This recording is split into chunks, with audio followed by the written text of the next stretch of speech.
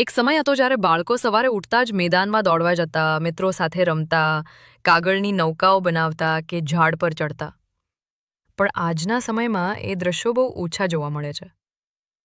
હવે બાળકોના હાથમાં ખેલવા માટે ખેલોનાની જગ્યાએ મોબાઈલ છે, દોડવા માટે મેદાનની જગ્યાએ વિડીયો ગેમ છે, અને વાતચીત માટે મિત્રોની જગ્યાએ સોશિયલ મીડિયા છે.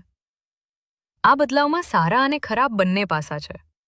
સારા એ છે કે બાળકો આજે ટેકનોલોજીમાં આગળ વધી રહ્યા છે, નવી નવી વાતો શીખી રહ્યા છે અને દુનિયાના ખૂણે ખૂણેથી જ્ઞાન મેળવી રહ્યા છે. પણ નકારાત્મક અસર એ છે કે તેમની શારીરિક કસરત ઘટી રહી છે, આંખો પર તાણ વધી રહ્યો છે અને માનસિક રીતે પણ તેઓ એકલતા અનુભવતા જાય છે. માતા પિતા અને શિક્ષકો તરીકે આપણી ફરજ છે કે બાળકોને સંતુલન શીખવીએ. ટેકનોલોજી જરૂરી છે, પણ સાથે સાથે કુદરત સાથે જોડાવું, રમતગમત, વાંચન અને પરિવાર સાથેનો સમય પણ એટલો જ મહત્વનો છે.